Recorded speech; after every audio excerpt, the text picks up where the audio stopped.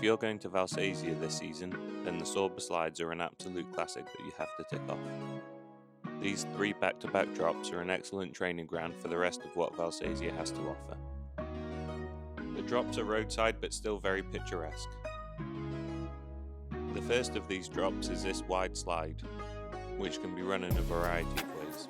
The standard line is on the right, as it's easy to line up and pick your spot.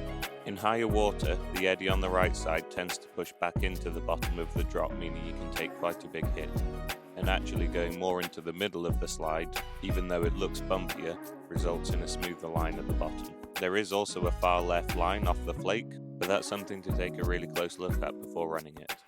Whichever line you take, the bottom of this first slide is where you need to take the most care over safety. You can do boat safety, rope safety, or live bait safety here, but once someone goes down the second drop it becomes much harder to get to them, and the third drop is where I would least like to be swimming down. There is a shallow shelf of rock just after the first drop, which isn't ideal for rolling, but does help slow the water down slightly before getting to the second drop.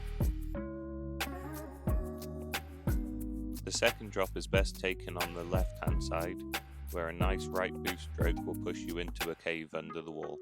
This is a very friendly cave with a nice eddy where you can sit and take a moment before lining up the third drop.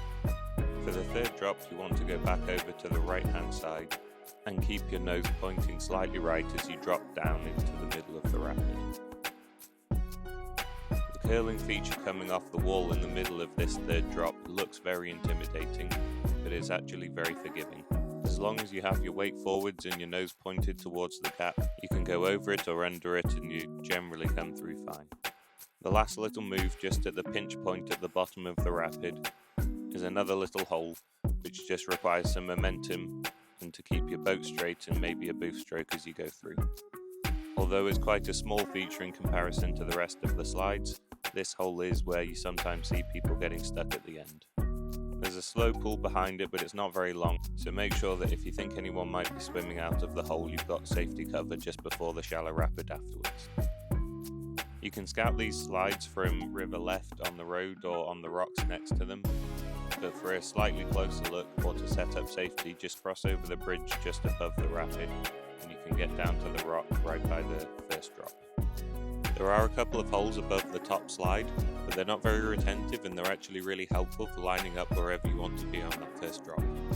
If you'd like to paddle something a similar style but a bit harder than the Sorba slides, then just a few hundred meters upstream is the confluence with the Gronda River, marking the end of a kilometre of incredible slides and drops on the Gronda. I made a little guide for that.